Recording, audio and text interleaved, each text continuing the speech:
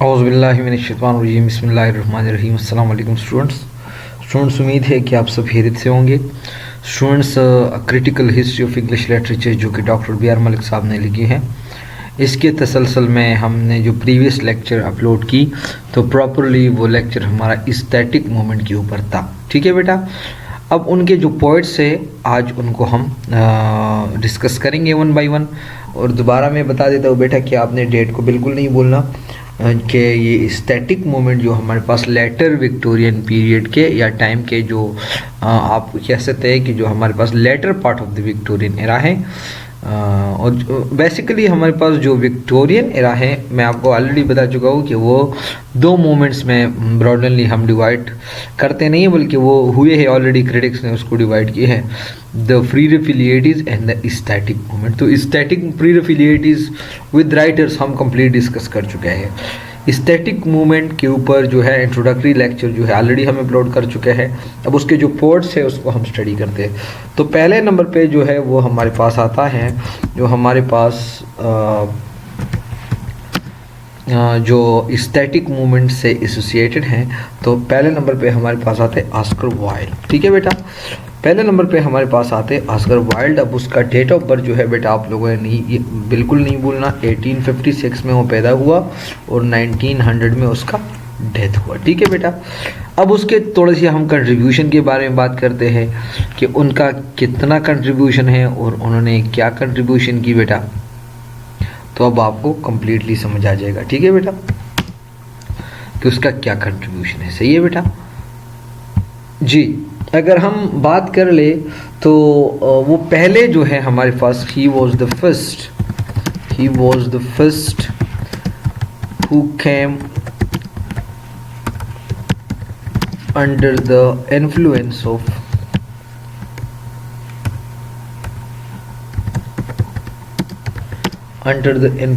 Walter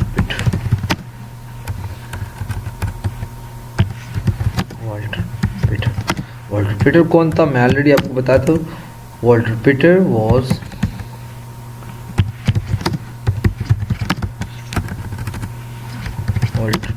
was the one who originated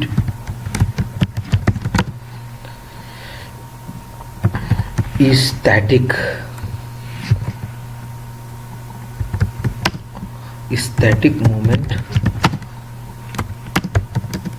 in England। आपको पता चला कि वो ऑस्कर वाइल्ड जो है वो पहला हमारे पास ऐसा बंदा था जो कि वो वाल्टर पीटर से इन्फ्लुएंस होके और वो जो है स्टैटिक मूवमेंट की तरफ वो बढ़ा। मैं आपको बता दिया कि वाल्टर पीटर में कोई खास बात क्या थी कि वो हमारे पास फर्स्ट ऐसा बंदा है जिन्होंने क्या किया, जिन्होंने जो है वो स्टैटिक मूवमेंट को इंग्लैंड तक लाया। ठीक है बेटा, अगर हम उसके अर्ली पोएम्स हम देख ले, वो ऑस्कर वाइल्ड का अर्ली पोइट्री अगर हम देख ले, हिज अर्ली पोइट्री मतलब ऑस्कर वाइल्ड का जो अर्ली पोइट्री है, ठीक है बेटा, तो हिज अर्ली पोइट्री जो है उसका जो थीम्स है, पोइट्री के जो थीम्स है, तो वो हमारे पास रिलीजियस थीम्स है, रिलीजियस एंड स्पिरिचुअल थीम्स है।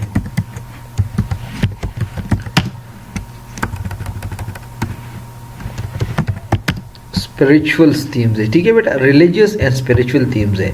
लेकिन बाद में जो है मतलब जितने भी उसका रिलीजियस या स्पिरिचुअल एक्सपीरियंस अगर हम वो जो है उसका हुआ है तो वो थीम्स है।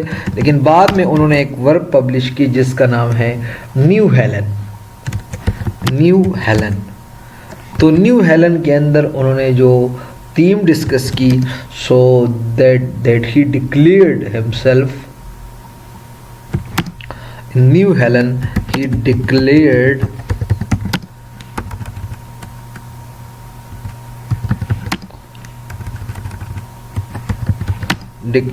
himself as the worshipper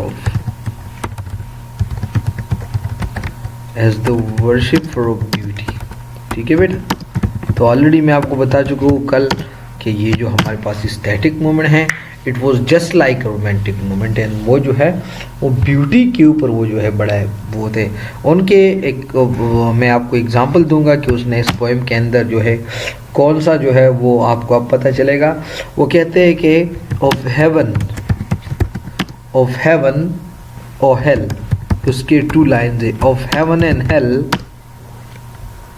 no thought or fear, no thought or fear, no thought or fear, of heaven or hell no thought or fear, seeing I know।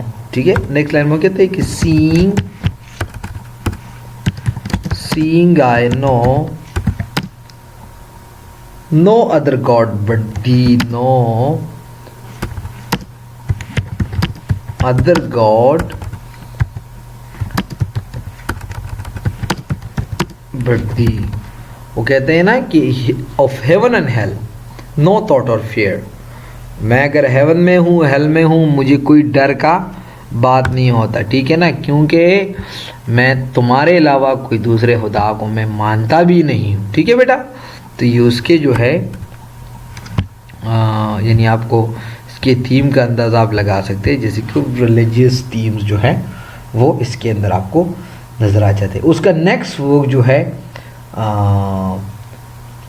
उसका नाम है the garden of arrows.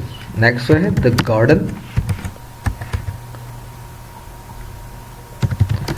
Garden of Eros. The garden of Eros उसका next work है। पता है उस work के अंदर वो क्या कुछ डिस्क्राइब करता है। इस वर्क के अंदर उन्होंने वो he reframed his belief that the pursuit of beauty is the desirable of human activity. वो इसके अंदर कहते हैं ना कि उन्होंने प्रॉपरली अपना वो जो बिलीव है ब्यूटी का उन्होंने उसको रिफ्रेम की और उन्होंने सिंपली बोला कि जो ब्यूटी है, मतलब जो ब्यूटी है ना, beauty depends on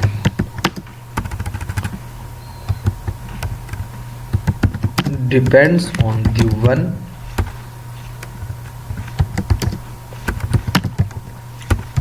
who tries to see it। यानी ब्यूटी उन लोगों को नजर आता है जो उसका वो कोशिश करते उसको देखने को, जो वो कोशिश में है कि मैं इसको देख लूँ। ठीक है बेटा, फिर उसके जो लेटर अगर और हम उसके वो पोएम्स की हम बात कर ले तो उसका एक शॉर्ट पोएम है, शॉर्ट पोएम। उस शॉर्ट पोएम का नाम है पैंतिया। उसका एक लास्ट शॉर्ट पोएम है पैंतिया। ठीक है बेटा, और इसके अंदर जो है वो जो उसका इस्थेटिक रीड है, इस्थेटिक रीड पैंतिया के अंदर उसका जो इस्थेटिक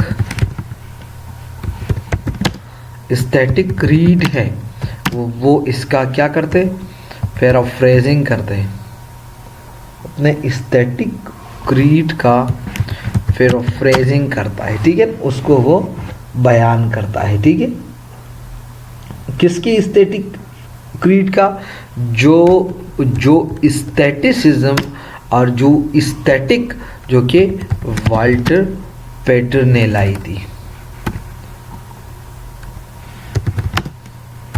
जो वाल्टर पेटर ने, वही एस्थेटिक्स। ठीक है बेटा, तो ये हमारे पास थोड़ा सा आपको पता चला ऑस्कर वाइल्ड के ऊपर। अब नेक्स्ट जो हमारे पास बंदा आता है जिसका नाम है अर्नेस्ट डाउसन।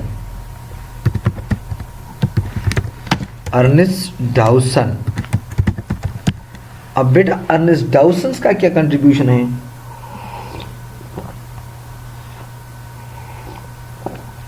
सबसे पहले तो उसका डेट ऑफ बर्थ आप याद रखिएगा कि हमारे पास 1867 में पैदा हुआ और उसका डेथ हमारे पास हुआ 1900 में।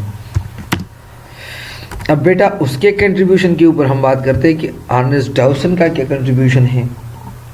तो वो जो है उसका जो स्टैटिक मूवमेंट है वो सिंबलाइज करता है, यानी अपने वर्क के अंदर वो ये 1890s के साथ जी वो सिंबलाइज करता है। मतलब टीक जो है उसका जो वो बिल्कुल सिंबलाइज होता है अपने वर्क के ऊपर। मैं ये बताऊंगा कि he is symbolised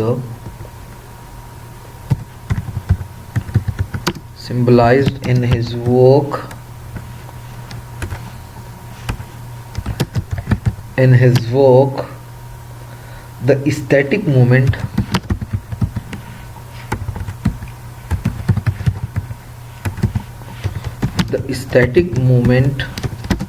of the 1890s। तो 1890s का कौन सा, वही एस्थेटिक मूवमेंट ना जो कि वाल्टर पेटल ने लाई थी ना, उसी का ना। ठीक है बेटा, पता है वो किसके इन्फ्लुएंस में आके, यही बात है कि he came under the influence of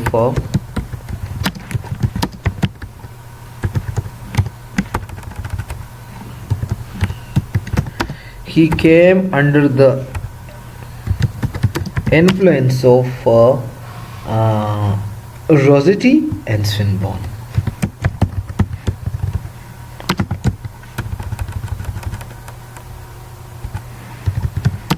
Rossetti and Swinburne, वो जो हमारे पास रोजेटी है और जो स्विनबर्न है उससे इन्फ्लुएंस होके जो है वो, ठीक है बेटा, जितने भी हमारे पास वो और इसके साथ साथ जितने भी हमारे पास फ्रेंच के जो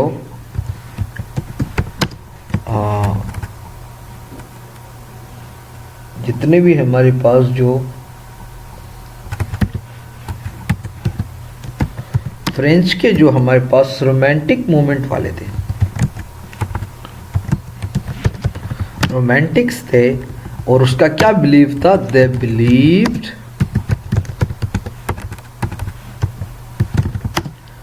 that art should be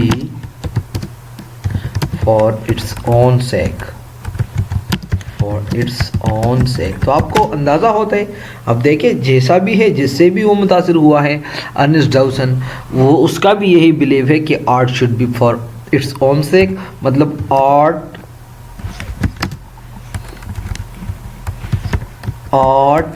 for arts सेक, यानी वही जो स्लोगन था एस्थेटिक लोगों का, उससे इन्फ्लुएंस हो गए और वही जो है वही प्रिंसिपल्स को उन्होंने फॉलो की। ठीक है बेटा, अगर उसके थोड़े से हम वर्क के ऊपर बात कर ले कि उन्होंने अपना कंट्रीब्यूशन लिटरेचर के साथ जो है उसने वो क्या कुछ उन्होंने वो लाया है। ठीक है बेटा,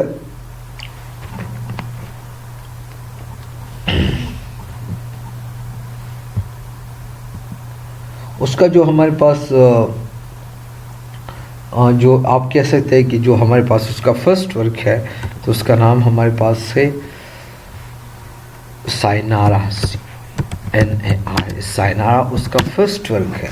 ठीक है बेटा, और उसके अंदर जो है वो स्वीट मेलोडी फॉर्म में जो है वो इसको एक्सप्लेन करता है या वो बयान करते हैं स्वीट मेलोडी फॉर्म में। ये आप कैसे स्वीट मेलोडी है।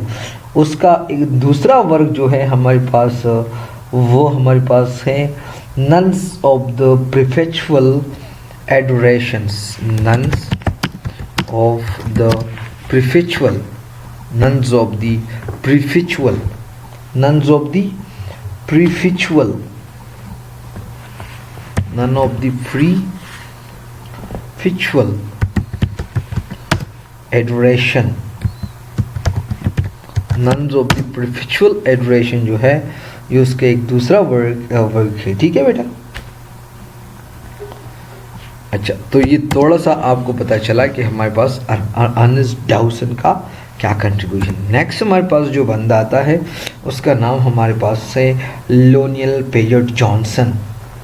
थर्ड नंबर पे हमारे पास जो बंदा आता है उसका नाम हमारे पास क्या है, वो मैं आपको बता देता हूँ बेटा।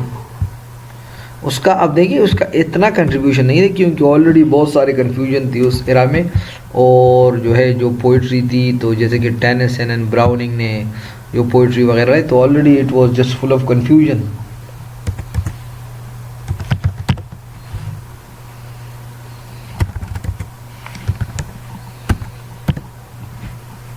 लॉयनल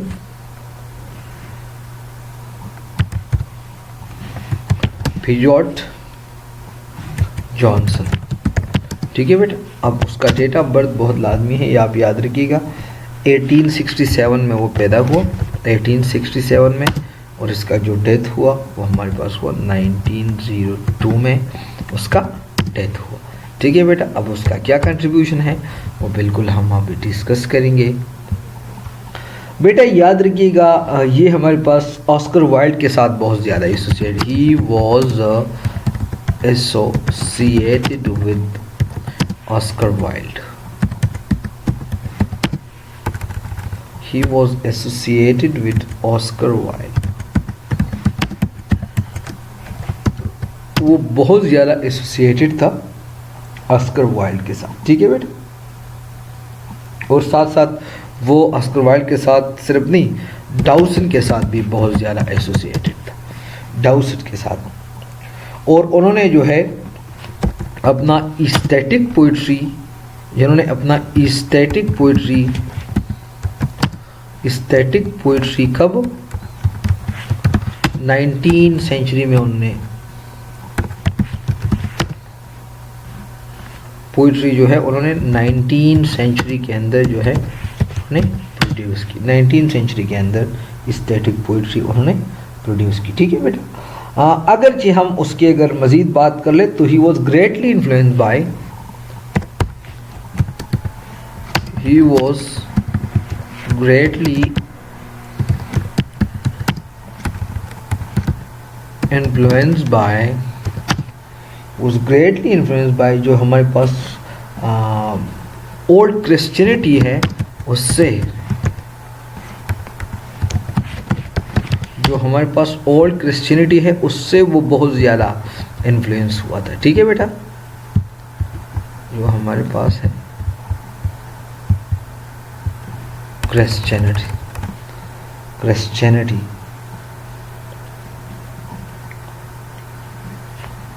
CIANITY, ठीक है बेटा। जो हमारे पास ओल्ड क्रिश्चियनिटी है RISTIAN, जो हमारे पास ओल्ड क्रिश्चियनिटी है ना उससे बहुत ज़्यादा इन्फ्लुएंस हुआ था, ठीक है बेटा। और उन्होंने जो है बहुत सारे लाइक ही रोट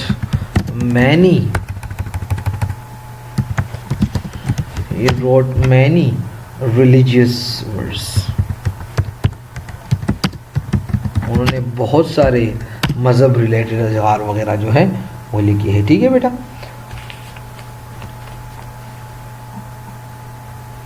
और रिलीजन के साथ साथ और रिलीजियस वर्क के साथ साथ जो हमारे पास उन्होंने जो एस्थेटिक वाला जो मार्क है ना, he also had the aesthetic mark, he also had the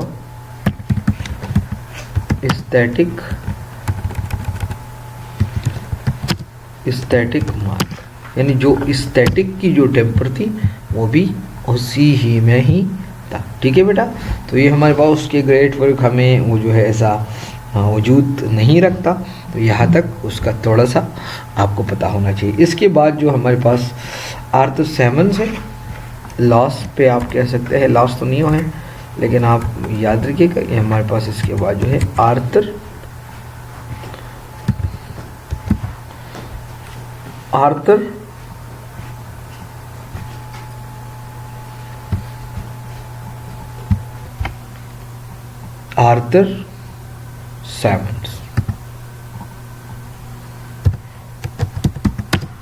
salmons, ठीक है बेटा। उसका हमारे पास डेट ऑफ बर्थ जो है प्रॉपर्ली वजूद नहीं रखता, हमारे पास मौजूद नहीं है, और ना इसमें मैं बिल्कुल कंफ्यूजन नहीं रखता हूँ, मैं बिल्कुल आपको साफ साफ बता दूँ जो भी हो मैं आपको बता देता हूँ, ठीक है बेटा।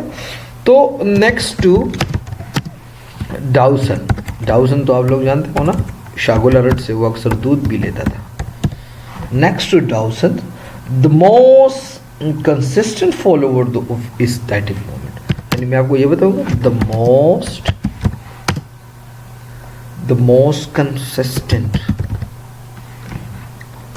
consistent follower of the static movement, यानी जो हमारे पास स्टैटिक मूवमेंट है उसका डाउसन के बाद बड़ा कंसिस्टेंट फॉलोवर था, ठीक है बेटा।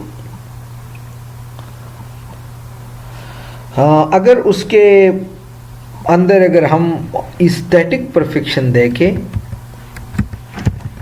स्टैटिक परफेक्शन, तो शायद जो है हम इसको properly we may get fail to get this perfection, जैसे कि हमारे पास वो डाउसन के अंदर ये थी, लेकिन फिर भी जो है उसका poetic range, yet his poetic range is still wider, poetic range is still wider, ठीक है बेटा। यानी उसने कुछ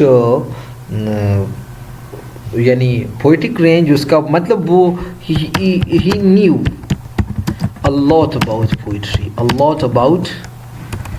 poetry and that is why आपको बेटा ये बहुत लाजमी है उसके बारे में कि जब वो पोइट्री के बारे में बहुत कुछ जानता है, so he can become a very great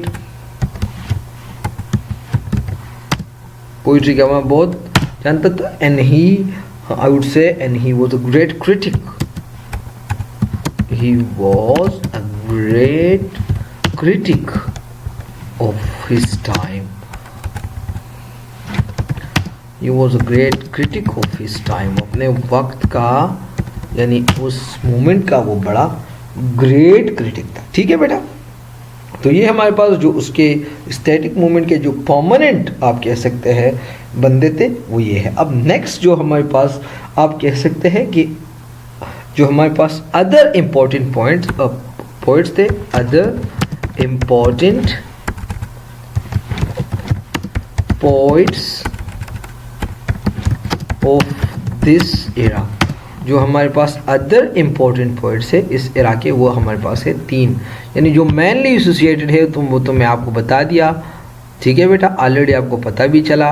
अब जो हमारे पास अदर इम्पोर्टेंट है इस एरा के साथ, तो ये हमारे पास है 3, अभी मैं 1 बाय 1 आपको वो भी मैं आपको बताऊंगा कि हमारे पास कौन कौन है, ठीक है बेटा। फॉन्ट साइज को हम रिक्वेस्ट करते हैं थोड़ा बढ़ जाए बेटा। हमारे पास है कवर्टी पैटमोर, शायद आप लोगों ने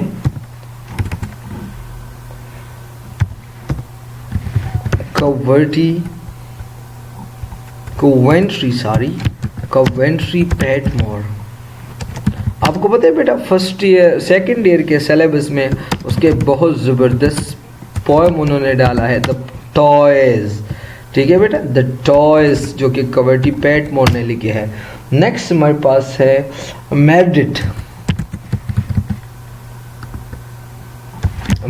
हमारे पास है नेक्स्ट, एंड जो थर्ड हमारे पास है वो हमारे पास है थॉमस हार्डी। शायद आपको ये नहीं पता कि ये हमारे पास एक पोएट भी रहा है थॉमस हार्डी।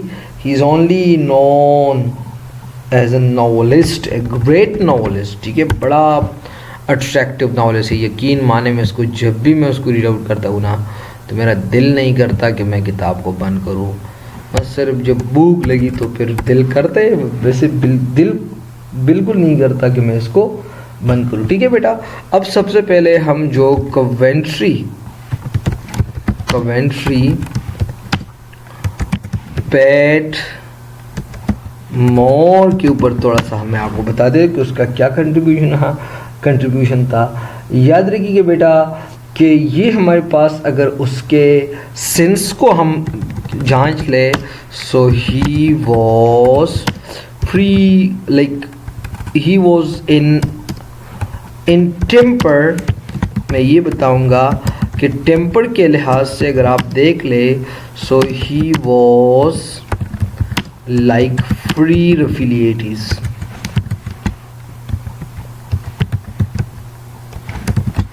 वो बिल्कुल फ्री रफिलिएटीज जैसा था, ठीक है बेटा, in temper, and he believed the simplicity of thought, he believed,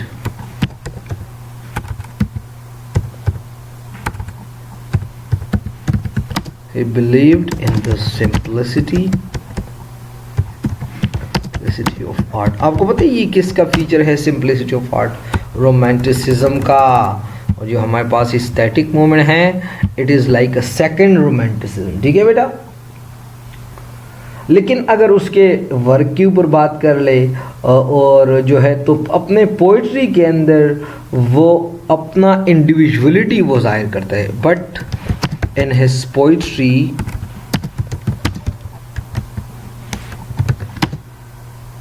you will find his own individuality, यानी उसका अपना इंडिविजुअलिटी जो है वो आपको नज़र आ जाएगा उसके पोइट्री के अंदर। और ये इंडिविजुअलिटी किसका हमारे पास, ये भी हमारे पास रोमांटिसिज्म का, rather than literary aesthetic doctrine, rather than जो हमारे पास लिटरेरी एस्थेटिक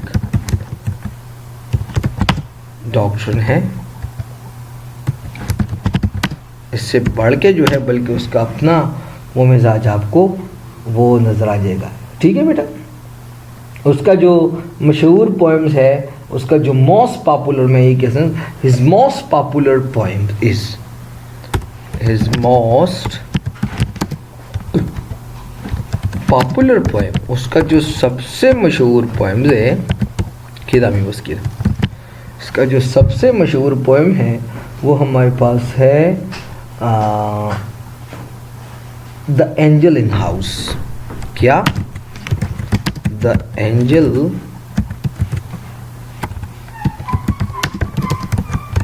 इन हाउस जो है ये उसका सबसे मशहूर पोएम है, ठीक है बेटा। द एंजल इन हाउस सबसे मशहूर है, ठीक है बेटा। और इसके साथ साथ जो है उन्होंने सिर्फ इतना नहीं, उन्होंने ग्रेट ओड लिखी है, great ode in, and his great odes. और पता है उस ग्रेट ओड्स हमारे पास एक सीरीज है, ये सीरीज है, और पता है उस सीरीज का नाम क्या है, बड़ा शरारती बंदा था, the unknown, the unknown.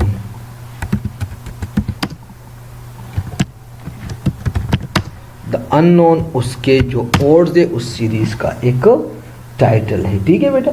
The unknown उसका कंप्लीट टाइटल है the unknown arrows, the unknown arrows उसके ओड के एक सीरीज है, उन्होंने बहुत सारे ओड लिखे हैं, ठीक है बेटा। और जो है और उसके अंदर उन्होंने फ्री वर्स के has been written, has been written in free verse,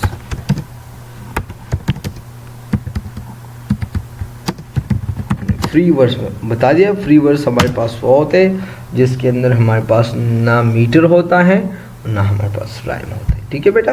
next हमारे पास जो है कवर्टी पेटमोर के बाद हमारे पास नेक्स्ट वो हमारे पास है जॉर्ज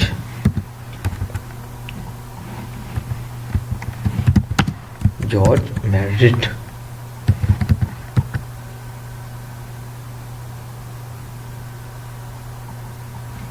जॉर्ज मेरिट, ठीक है बेटा। अब उसका क्या कंट्रीब्यूशन है वो भी हम बताते हैं, याद रखिएगा। He was associated with, he was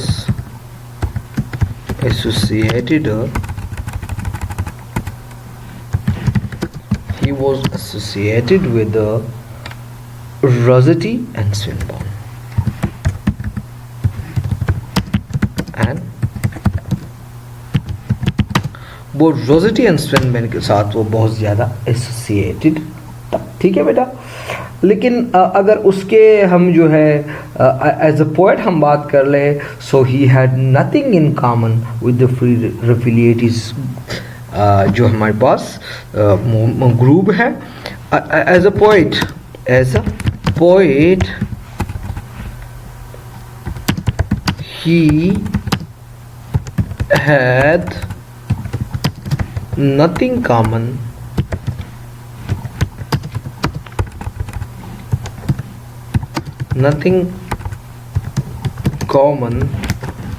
with the free affiliates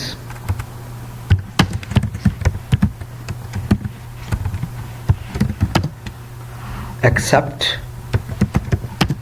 उसके वो और कुछ भी जो है फ्री एफिलिएटीज के साथ वो कॉमन नहीं था, सिर्फ एक चीज कॉमन था, and that is believe, except believe. And what was that believe? The believe was that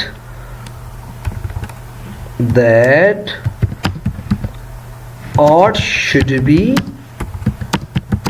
only for its own sake, कि आर्ट जो है it should be only for its own sake, and art should not be for any mortality, or it should not be for any religious purposes। अब बेटा अगर उसके हम work के ऊपर बात कर ले तो उसका एक लॉन्ग लिरिक है, उसका द लार्क असेंडिंग, उसका एक लॉन्ग लिरिक है। अगर उसके his long lyric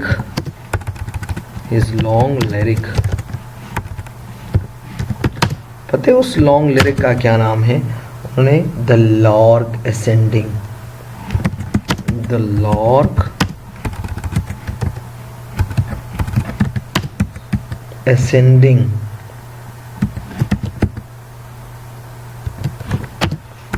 the lark ascending जो है उसके बड़ा ग्रेट लिरिक है, बहुत बड़ा लिरिक है।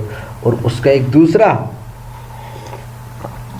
लिरिकल पोएम है जिसका नाम है लव इन वैली, एंड दूसरा जो है वो हमारे पास है love in valley.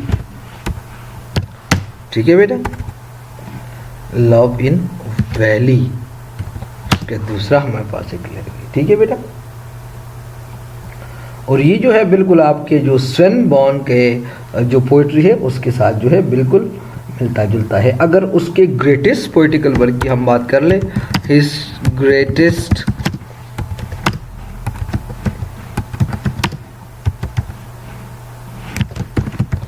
Poetical work की अगर हम बात कर ले, ग्रेटेस्ट पोइटिकल वर्क की अगर हम बात कर ले तो वो हमारे पास है मॉडर्न लव। मॉडर्न लव ये उसका ग्रेटेस्ट पोइटिकल वर्क। ठीक है बेटा, और ये हमारे पास लिखी गई है सोनेट फॉर्म में, सोनेट फॉर्म में लिखी गई है। लेकिन अच्छी मतलब यूनिक बात ये है कि द सोनेट ऑफ 16 लाइन्स, यानी इस सोनेट्स के अंदर हमारे पास 16 लाइन्स होते थे, एंड उसको वो नाम क्या देते थे? Verse novel. ये हमारे पास एक वर्स नॉवेल है, यानी नॉवेल इन वर्स है, नॉवेल ये हमारे एक नॉवेल है, लेकिन ये वर्स फॉर्म में है, नॉवेल इन वर्स फॉर्म में है। आई होप आपको थोड़ा सा समझ आता है। ठीक है ना, उसका ग्रेट पोइटिकल, और वो इट वाज यानी ये हमारे पास अभी तो ये हमने यूनिक बात, बिल्कुल यूनिक बात हमने सुनी। सो मैं आपको ये बताऊंगा, हिस्टोरियन जो कि B.R. मलिक साहब है वो भी लिखता है कि an is of its own kind in English literature, is of its own kind in English literature, यानी इंग्लिश लिटरेचर के अंदर ये हमारे पास एक यूनिक चीज़ है। बिल्कुल है या नहीं है? आपको तो पता है ना कि हमारे पास जो सोनेट है उसके अंदर हमारे पास सिर्फ 14 लाइन्स होंगे, लेकिन उन्होंने एक जो हमारे पास एक वर्क है मॉडर्न लव, सोनेट फॉर्म में लिखी गई 16 लाइन का। ये आपका बहुत ज़बरदस्त चीज़ है ना, देखिए बेटा, तभी तो मैं आपको कहता हूँ कि बी आर मलिक साहब का हिस्ट्री जो है ना आपके एग्जाम पॉइंट ऑफ व्यू से नहीं बल्कि आपके इंटरव्यू पॉइंट ऑफ व्यू से बहुत अहम है। लास्ट हमारे पास है वो हमारे पास है थॉमस हार्डी। थॉमस हार्डी, ठीक है बेटा।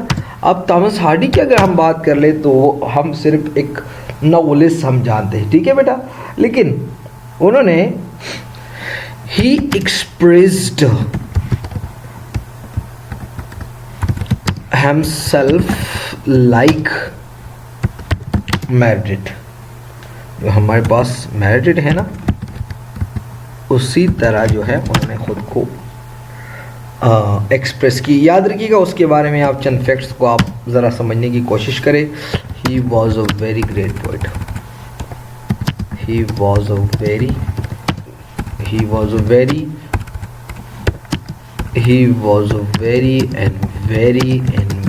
great poet।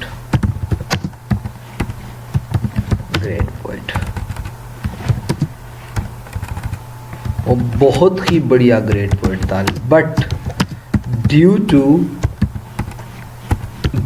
severe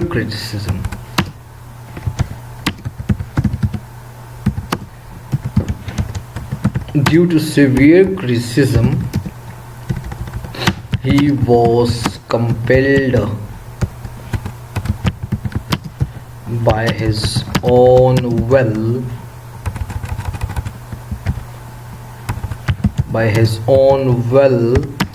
to leave poetry।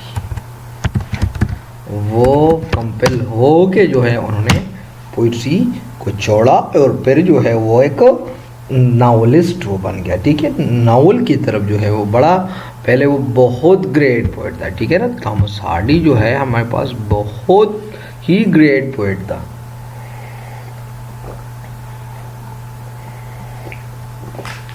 I hope आपको समझ आए, ठीक है बेटा।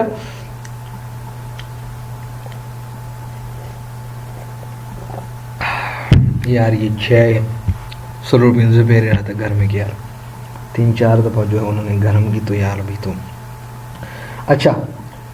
और वो सिर्फ जो है, अब दोबारा अपने टॉपिक की तरफ जाते हैं कि ही एक्सप्रेस हिमसेल्फ लाइक मेरिडिथ। और मेरिडिथ की तरह वो उन्हें ऐसे सिर्फ एक्सप्रेस उन्हें नहीं की, he was the same as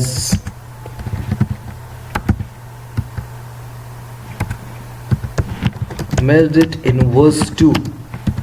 वो वर्स में भी उसी जैसा था, मेरिडिथ जैसा था। उसके एक वर्क है, अभी मैं आपको बता देता हूँ, द डायनेस्ट। द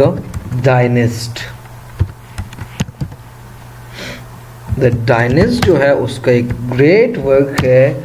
ये हमारे पास एपिक फॉर्म में लिखी गई है, has been written in the form of epic form में वो लिखी गई है, ठीक है बेटा।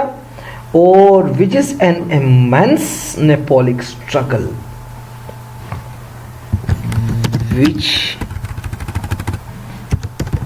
which is an immense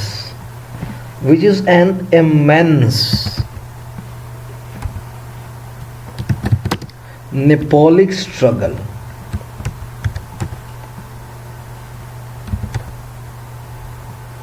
An immense Napoleonic struggle।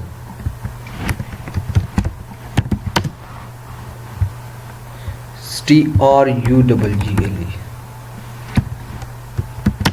The phonic struggles unroll itself as a drama।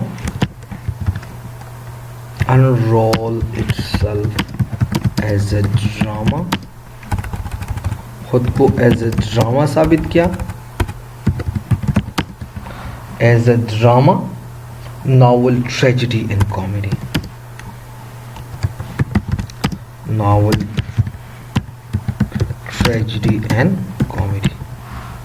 तो उसका सिर्फ ये वर्क जो है ये इतना बड़ा अहमियत रखने वाला है कि उसके अंदर हर एक जो है वो आपको क्या होते वो आपको नजर आ जाते, ठीक है बेटा।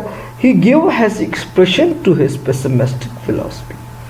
उसके जो फिलॉसफी है ना वो बड़ी पेसिमिस्टिक है। और इसकी हम उसके नावल्स वगैरह हम देख ले तो वो जो है बड़े आपको वो बड़ा पेसिमिस्टिक फिलॉसफी वो आपको नज़र आ जाएगा। और वो जो है इसके साथ साथ जो है उसने जितने भी वर्क प्रोड्यूस किए हैं तो ह्यूमन जो एक्सपीरियंस है ना उन्होंने बिल्कुल क्वीन एंड रियलिटी पाम में जो है उन्होंने वो बयान किए। ठीक है बेटा, यानी whatever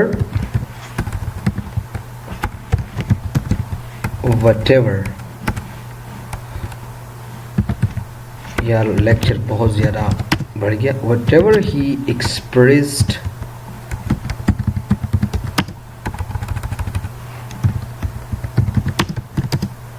in his poetry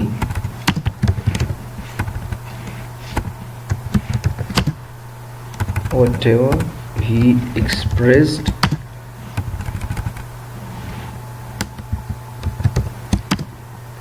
in his poetry or in any form of literature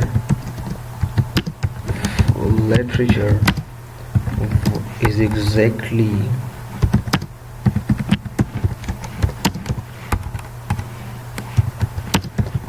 the same as reality in our life।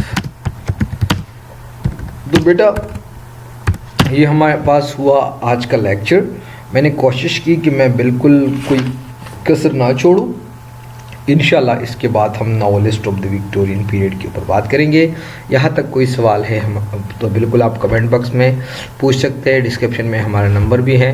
अगर सवाल ना है तो इंशाल्लाह मेरे साथ रहे, आप लोगों का बहुत ही ज़्यादा फ़ायदा होगा। थैंक यू बेटा, अल्लाह हाफिज़।